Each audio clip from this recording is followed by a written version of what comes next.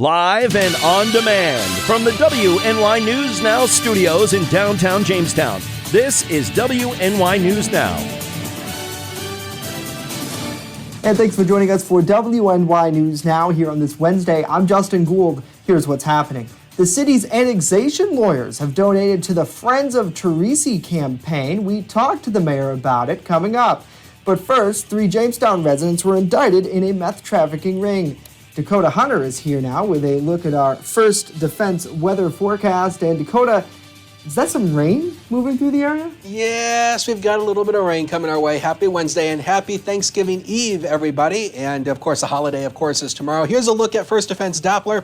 Again, we have some rain that is moving through basically northwest PA and western New York. This will be continuing throughout the day today, and it will pick up a little bit in intensity and also in nature as well, with those winds really whipping around today as well. As we take a look at the watches and warnings, we do have that high wind watch that is in effect for basically all of western New York. They upgraded that watch to a warning yesterday, and there's also a wind advisory in effect for basically the rest of western New York, and the rain showers will continue throughout the day. We'll talk about it later in the show. Justin? Alrighty, Dakota, looking forward to it. Thank you very much. Our top story, the city of Jamestown's longtime mayor was politically connected to the firm representing the city and Board of Public Utilities in the annexation of a BPU substation in the town of Ellicott. Now, according to New York State Board of Elections financial disclosure reports, Bond, Schuneck, and King donated a total of $1,500 to the Friends of Teresi campaign in recent years. In an interview with WNY News Now this week, Teresi said the donations did not influence the selection of council. I obviously don't have my financial records in front of me, but Bond, Schuneck, and King has done a lot of work for the city over the years, and their attorneys are personal supporters and friends of mine. And again, I don't think that the amount was too high or out of line. And quite frankly, if the suggestion is that we're going to begin a process like this because of a $100 campaign contribution, it's pretty ridiculous. Specifically, the firm donated $500 in 2014, 15, and 18. I'm not sure I even had a fundraiser in 2018, but we'll have to go back and check that. When asked if the mayor considered the donations to be quid pro quo, he said, absolutely not. No, not at all. Not at all. Absolutely not. People are suggesting that for a couple of $500 contributions, somebody can be bought to initiate a process like this. That's pretty naive, and it's pretty jaded on their part. The mayor says after the firm lost the first annexation attempt, officials decided to continue to retain Bond, Schuneck, and King because it was easier and more cost-effective. We are continuing to work with them moving down the road as opposing to changing very expensive horses in the middle of the stream and bringing on a new law firm that would have to go back to square one when Bond, Schuneck, and King has already gone through this process with us, and much of the work has been done by them on our behalf, and we won't have to spend a heck of a lot more money reinventing the wheel, so to speak.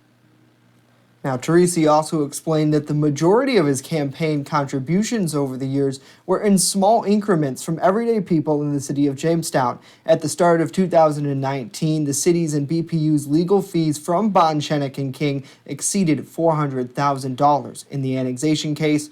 For more on our exclusive reporting, head online to WNYNewsNow.com. Other news we're following today, 3 Jamestown residents were indicted Tuesday for allegedly trafficking methamphetamine. Prosecutors say that 35-year-old Richard Kinsley Jr., 23-year-old Brandy Whitford, and 39-year-old Terrence McRae were charged with narcotics conspiracy. Police say the trio allegedly trafficked drugs in the Jamestown area out of a Newland Avenue apartment. Now, during a raid in September, police say the 3 attempted to jump from a second-story porch. One of them allegedly threw a .25 caliber handgun into the street, which landed next to a task force officer.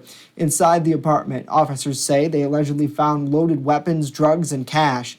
The charge carries a mandatory minimum penalty of 10 years in prison, a maximum of life, and a $10 million fine.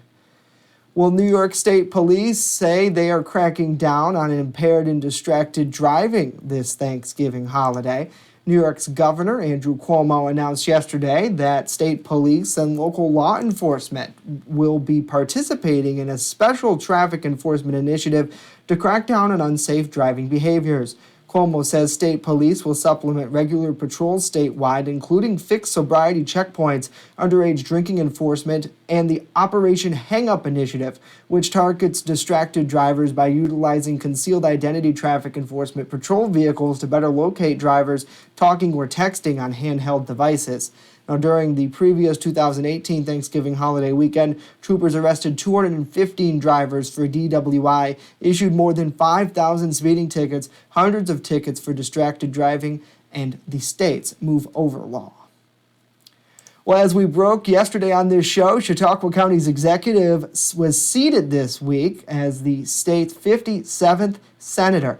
George Borrella recently won election to fill the seat, which was vacated by former Senator Kathy Young earlier this year. He says it's bittersweet leaving office as county executive, but he's looking forward to continuing to serve residents in the state Senate. But at the same time, as I've said to people, I am still representing Chautauqua County as state senator. I'll be part of that team, just like Senator Young was a part of the team, and along with Andy Goodell and everyone else in county government, our county legislators. So for me, it's not that I'm leaving so much. I'm just representing the county in a different manner. Now, County Attorney Stephen Abdella will serve as the acting county executive until a new county executive is confirmed by the county legislature within 45 days. Now, just hours after Borrella announced he left office as county executive, Chairman of the Chautauqua County Legislature, P.J. Wendell, announced his candidacy for office. The Republican was first elected to the legislature in 2012, having served. Wendell says he feels he's the right man to continue Borrella's work in county government. Well, hopefully everyone is having a great pre-Thanksgiving Eve. Thanks so much for joining us here on WNY News Now, albeit it looks like it's pretty wet out there. Certainly we heard the pitter-patter of the rain on our windows a little bit earlier. Got to say hello to Gary. Hopefully you are doing well. And hello to Smathers. Hopefully you are having a good day. Hello to Tammy. Hello to Amy, hello to Matt, hello to Lori as well. Thank you all so much for joining us on the broadcast. Hello to Mike. And certainly good news to see George Borrella moving ahead as state senator. And it'll be interesting to see how that process works to fill that county executive vacancy. Now, as we talked yesterday, when we announced that breaking news that he would be leaving county executive office and taking position as senator, certainly the process has changed to appoint county executive. Recently, lawmakers in Mayville said that they're going to now appoint rather than have just the county attorney run out the term. So they have the 45 days to make that decision, and it'll be interesting to see who goes forward and how many more people maybe will raise their hands in addition to Wendell to vie for that spot. Of course, we will keep you updated right here on WNY News Now. Straight ahead, a new warning from the FDA about some important medications. But first, how Jamestown's new mayor is looking to increase transparency. Dakota Hunter. And live look downtown, you can see the clouds and the rain. Right now, it is currently 51 degrees at the Jamestown airport, and things will be changing as we go throughout the day. We'll talk about it next as WNY News Now continues in a minute. Don't go away.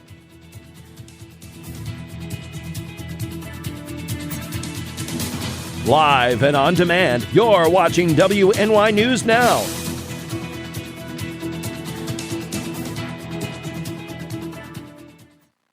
Join us for Jamestown's biggest parade. And ring in the holiday season. Watch the Jamestown Christmas Parade and holiday celebration right here on WNY News Now's 24/7 streaming network and Facebook Live. See some of the city's biggest floats and the jolly man himself, Santa Claus. Plus the annual tree lighting and this year's spectacular fireworks display. Festivities are presented by the Resource Center. You can catch it all right here, Friday, December 6th at 6:30. EagleZip.com is your local one-stop shop for all of your home and business computer needs. Located on Fluvan Avenue Extension, just outside of Jamestown, EagleZip.com sells and services all brands of desktops and laptops, as well as servers and network equipment for your business. All new computer sales include transferring your data from your old computer plus a 2-year warranty. Call EagleZip.com today. Stop by EagleZip.com today and let us make computers easy for you. Happy holidays from WNY News Now. Want weather now? Download the WNY News Now mobile app and stay up to date on severe weather alerts. Plus, anytime hazardous weather strikes, stick with the Southern Tier's only 24/7 streaming network that keeps you safe. You're all in a tornado warning, so now is the time to go to a safe place, small room, lowest floor, near the center, away from windows. What are you waiting for? Download the WNY News Now mobile app today. It's free in the Apple App Store and Google Play Store. Happening now, Jamestown's new mayor says he wants to increase transparency within city government. Mayor-elect Eddie Sundquist, in an interview with WNY News Now last week, says by making sure the city calendar is updated and data is available to everyone, he hopes to keep citizens informed. So if you wanted to know about how many requests that we got under FOIL or how many houses we have on the list to be condemned, we want that data to be available to our residents and to our organizations that are working in that space. Now, additionally, Sundquist says he hopes to one day live stream city council sessions and work meetings so that residents can be part of the conversation from pretty much anywhere. He also wants to change the many times the committees meet so that the meetings will be more accessible to people.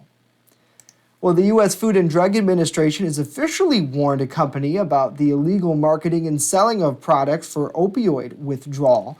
The products are sold under the names Dexplex, Cinoplex, and Mizozine. Now, according to the EPH Technologies website, Dexaplex can reduce symptoms typically associated with the withdrawal of opioid use. Now, yesterday, the FDA sent them a letter saying, in part, this product has not been determined by the FDA to be safe and effective for use. Furthermore, this is unproven treatment and could cause patients to forego or delay FDA-approved treatments for opioid addiction and withdrawal. Now, typically, symptoms of opioid withdrawal, including anxiety, nausea, and vomiting and diarrhea, are managed with medical-assisted treatments such as buprenorphine and methadone. Well, millions of Americans packing their bags ready to spend time with loved ones this Thanksgiving, but the journey to get there could be a bit challenging. Daryl Forge has the details for us today. The hustle and bustle of Thanksgiving travel. Millions of Americans will take to the roads and the skies to get to their Turkey Day destinations. This holiday weekend, AAA expect more than 55 million people to be traveling, and that's the most on record since 2005. And those 55 million people may not only be hindered by long airport security lines and heavy traffic. Severe storms could also snarl last-minute travel plans. Snow and rain is forecast throughout the Midwest and Northeast regions of the U.S., possibly extending delays and prompting flight cancellations for passengers. With so many people traveling, plan ahead. Get to the airport in enough time. AAA says Wednesday will be the busiest travel day of the week.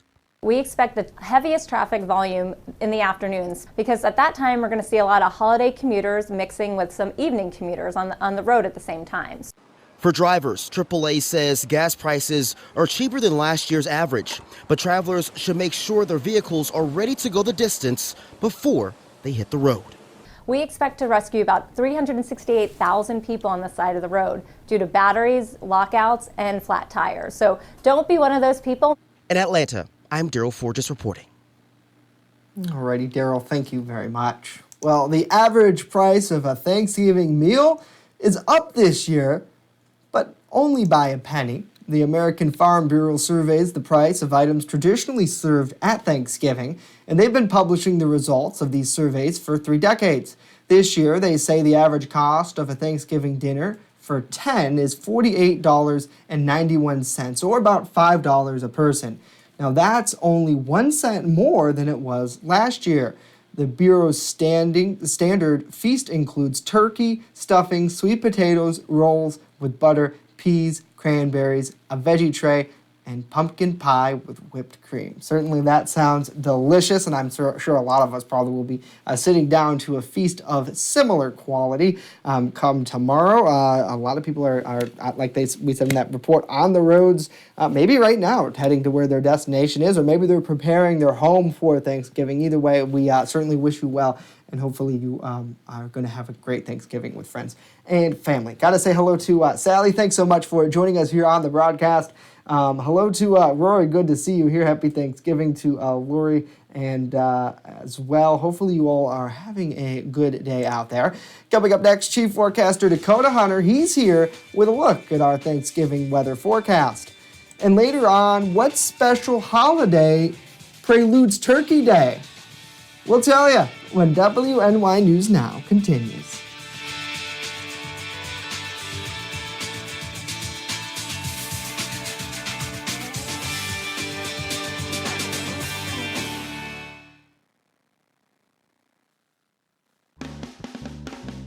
Pronto Mart, not your average corner store.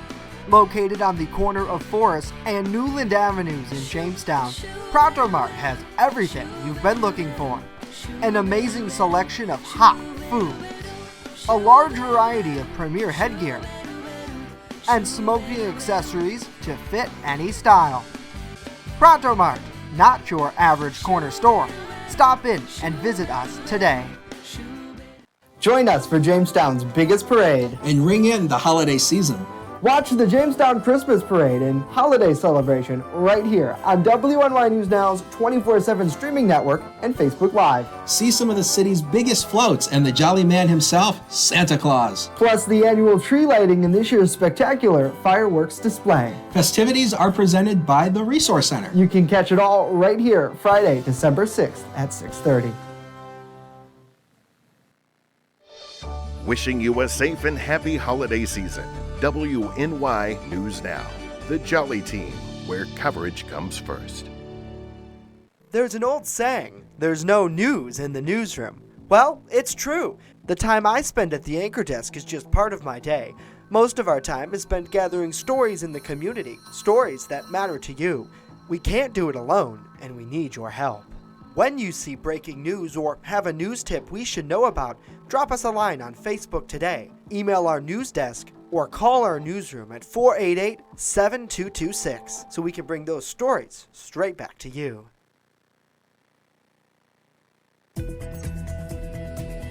First Defense Weather, the Southern Tier's only live and local weather source. Now, here's Chief Forecaster Dakota Hunter. And indeed, today is the busiest travel day of the year. Here's a live look from the Mill Creek Mall in Erie. You can see the rain falling on the camera. So far, the rain accumulation, 0.02 inches so far today. Here's where we stand currently. 51 right now at Jamestown, 56 in Dunkirk, 54 Erie, 52 Edinburgh, 51 Warren, and 46 in Olean. When you take these temperatures and compare it to where we were at noon hour yesterday, we're 4 degrees warmer in Dunkirk, 1 degree warmer over in Erie, 4 degrees cooler actually over in Olean, and 4 degrees cooler in Bradford, PA. And temperatures are falling today. They're going to fall later today after the warm front's already moved down through. We'll show that to you a little bit later on. But right now, we'll show you where the winds are going. So this is the big story today. We've got the winds whipping up through the afternoon. Wind gusts will probably range about 40 to 50 miles per hour. Strongest winds, as always, found right near the Lake Erie shoreline. Once you work inland, the winds not so strong here once you work inland. And actually, as we go throughout the day, the winds look like they're going to start to subside a little bit as we go throughout the day and night. The winds will still remain breezy as we go into tomorrow,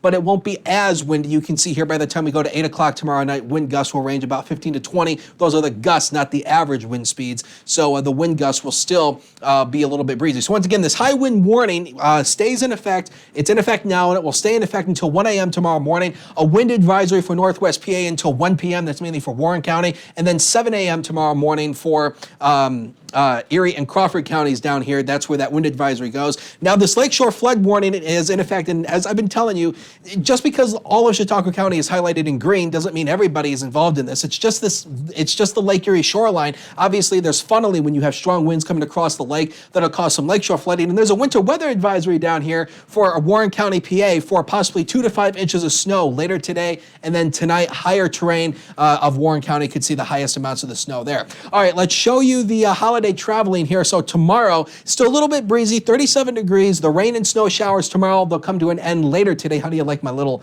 dancing turkey here? For Black Friday, go for the big sweep, like supermarket sweep. Will be around 38 degrees, and then 39 on Saturday, just a snow shower or two, but the winds really come down over the next 24 hours. First Defense Doppler on the live sweep. You can see this is the rain that I showed you close in on the camera. That is moving on through, and this has a direction of motion to the northeast, and rain will continue basically as we go throughout the day today, and especially into tonight.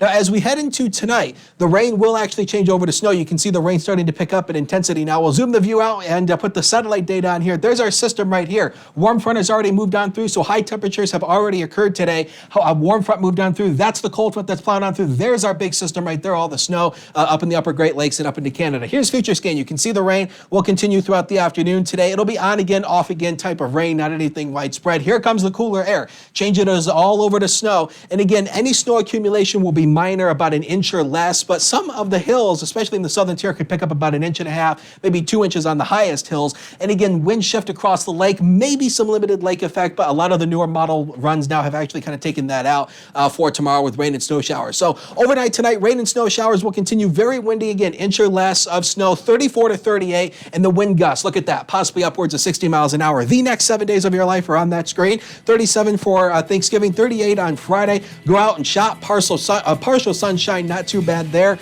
Again, another storm system coming our way later in the weekend, early next week. We'll have to keep our eyes on that. Maybe some light freezing rain on Monday, and temperatures fall below average for Tuesday with a few snow showers. Sports is next. Don't go ahead.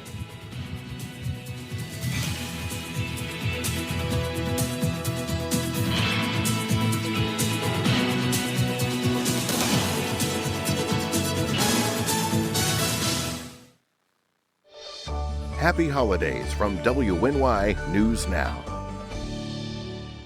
WNY Sports Now is powered by Phone Zone of Jamestown. With the largest inventory around, we buy and sell our own merchandise at a price that can't be beat. Have a broken screen? We'll fix it. Learn more at phonezoneshop.com.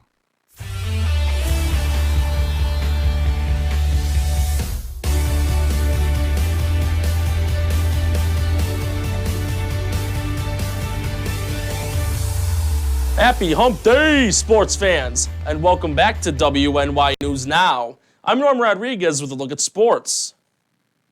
Steve Tasker, a former wide receiver and special teams gunner for the then Houston Oilers and Buffalo Bills, was named as one of the class of 2020's Pro Football Hall of Fame semifinalists on Tuesday. In his 13-year career, Tasker was named to 7 Pro Bowls, with the first in 1987 and the other 6 in a row from 1990 to 95, and remains the only special teamer to be named Pro Bowl MVP, which was in 1993. Tasker was also part of the Bills' historic 4 consecutive Super Bowl run.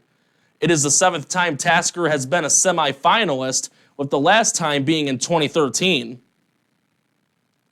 The number 1 ranked Duke Blue Devils were handed their first loss of the college basketball season, 85-83 in overtime against Stephen F. Austin on Tuesday. It was Duke's first home loss against a non-conference team in 19 years. As you'll see in the video, senior forward Nathan Bain made the game-winning layup in overtime as time expired, capping an 11-point night. Duke was ranked number 1 for less than 1 week prior to losing on Tuesday, with the record now at 6-1. Duke will be back in action on Friday night at 7 o'clock against Winthrop University. With a 7 o'clock tip-off tonight, the 9-8 Brooklyn Nets will be on the road against the 12-4 Boston Celtics. Brooklyn is currently on a 4-game winning streak and are in 7th in the Eastern Conference. Their most recent victory, a 108-106 win against the Cleveland Cavaliers on Monday. Their second straight win by 2 points. Meanwhile, Boston is in 3rd in the East, a game and a half behind the first-place Milwaukee Bucks. Boston won their last game 103-102 against the Sacramento Kings, which was also on Monday. Tonight's game will be televised on ESPN. That's it for sports today. Back to Justin and Dakota. Alrighty, Norm, thank you very much. Well, get ready to tie one on. And no, we don't mean including in libations. I probably screwed that up.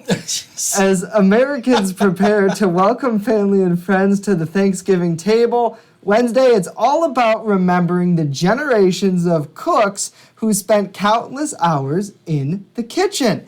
It's the National Tie One On Day in honor of those who don an apron in the spirit of giving to others. Now, this is pretty easy to celebrate, as millions of Americans are already basting those turkeys and baking those cakes. So grab an apron today, tie it around your waist, and get to cooking. Pretty fun. I don't cook, so I can't participate in this. Well, actually, I guess I could. I guess I could throw something in the microwave and wearing an apron. Yeah. Is that considered cooking? I don't know. I think it's reheating. I can't cook, so, my idea of cooking, I've mentioned it before, is throwing stuff in the microwave. I'm a pretty good breakfast cook, I think. But, I don't know, like the rest of the meals, like I've never been much of a baker, unfortunately. I think it's probably because there's too many steps. Like with breakfast, it's hot, you fry it up, you make it good. Frying an egg is pretty easy. And baking has to be exact too. Right. I mean, it's like, if you're cooking something on the stovetop, you can cheat a little bit. Yeah. But when you're baking stuff, you got to be exact measurements. Yeah. And like Justin's famous omelets, for example. Like, I don't know how much cheese goes into it. It's how much I feel like putting on the omelet. Yeah, eyeball it. Like Rachel Ray. Eyeball it. Just eyeball it. Just make it good. It's quick. It's in the moment. It's like I'm boxing with the omelet. It's like, I mentioned before, I used to watch countless hours of Food Network as a kid. Yeah. And I still can't cook. So, I don't know. Something maybe went you'll wrong learn something one day, nevertheless. Well, what didn't go wrong, Dakota, is you and your weather forecasting abilities. That's for sure. Yeah. I still haven't lost it yet. So, talking about the holiday traveling tomorrow, any lake effect, any rain or snow showers come to an end later in the day. Friday, go out and shop. I can't say that. Partial sunshine through the day. That's a tongue twister. And Saturday, a few snow showers, otherwise not bad. And next week, Sunday, we start December. Whole new month. We'll start at above average with a few rain and snow showers. Maybe some wintering mix on Monday. Maybe some freezing rain. Again, that's something we'll have to keep our eyes on over the weekend. And Tuesday, a few snow showers and temperatures below average. Alrighty, Dakota. Thank you. Certainly tomorrow. If you're heading somewhere, be safe. Travel safe. And if you're out today, stay dry, because it certainly looks like it's raining. Hang on to those hats. It's raining and it's windy out there. Yeah, look at that. You can't even really see the other side of the lake very well from Curtis Bay, Chautauqua Lake.